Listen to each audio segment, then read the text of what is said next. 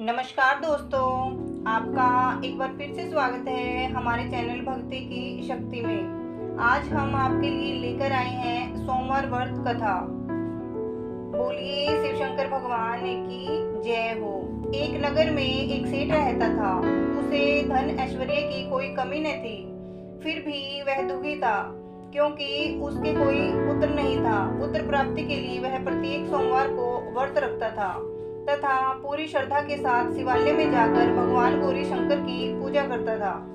उसके भक्ति भाव से दयामयी पार्वती जी द्रवित हो गई और एक दिन अच्छा अवसर देखकर उन्होंने शंकर जी से विनती की कि हे स्वामी, यह नगर सेठ आपका परम भक्त है, नियमित रूप से आपका व्रत रखता है, फिर भी पुत्र के अभाव से पीड़ित है, कृपया इसकी कामना पूरी करो।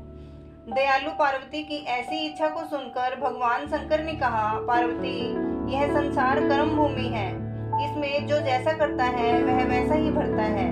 इस साहूकार के भाग्य में पुत्र सुख नहीं है। शंकर के इनकार से पार्वती जी निराश नहीं हुई।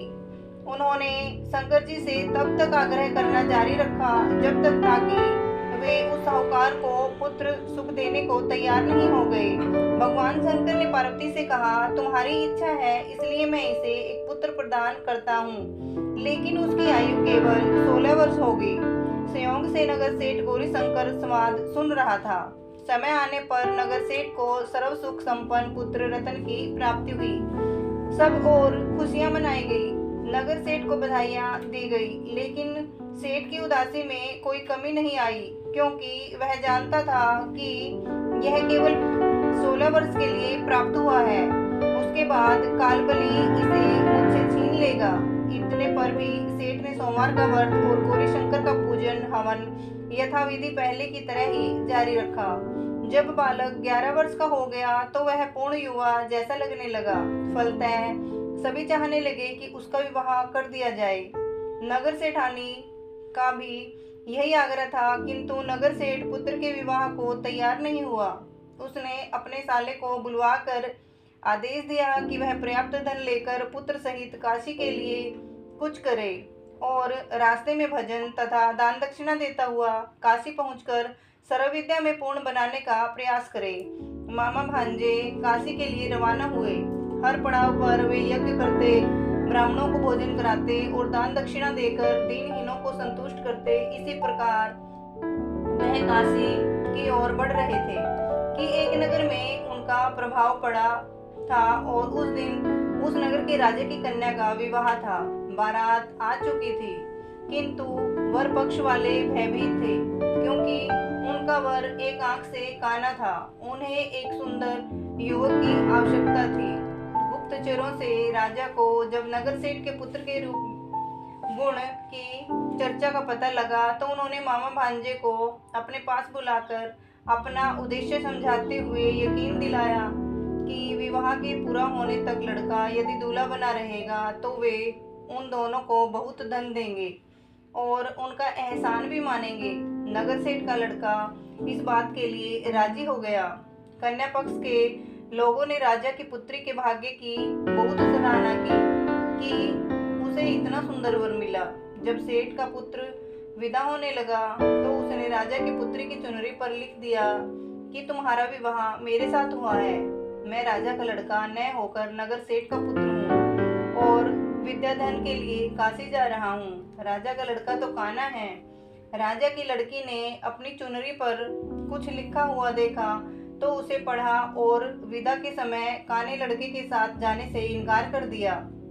फलतः राजा की बारात खाली हाथ लौट गई। नगर सेठ का पुत्र काशी जाकर पूरी श्रद्धा और भक्ति से विद्याधन में जुट गया। उसके मामा ने यज्ञ और दान पुण्य का कर्म जारी रखा। जिस दिन लड़का पूरे 12 वर्ष का हो गया उस दिन भी और दिनों की तरह यज्ञादि हो रहे थे।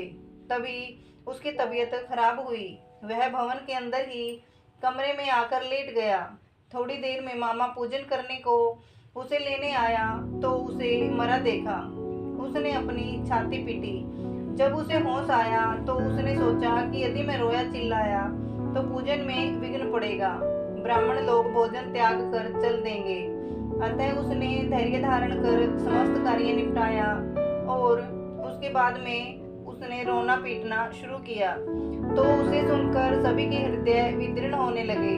सौभाग्य से उसी समय उसी रास्ते से गौरी शंकर जा रहे थे। गौरी के कानों में वह करुण रोने की आवाज पहुंची तो उनका वात्सल्य से पूर्ण हृदय करुणा से भर गया।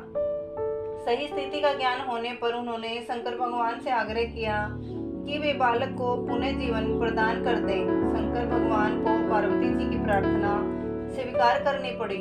नगर सेठ का इकलौता लाल पुनः जीवित हो गया। शिक्षा समाप्त हो चुकी थी। मामा भांजे दोनों वापस अपने नगर के लिए रवाना हुए। रास्ते में पहले की तरह यज्ञ करते, दान दक्षिणा देते उसी नगर में पहुंचे जहां राजा की कन्या के साथ लड़के का विवाह हुआ था। तो ससुर ने लड़के को पहचान लिया। अत्यंत आदर सत्कार के साथ उसे राजमहल में ले गया।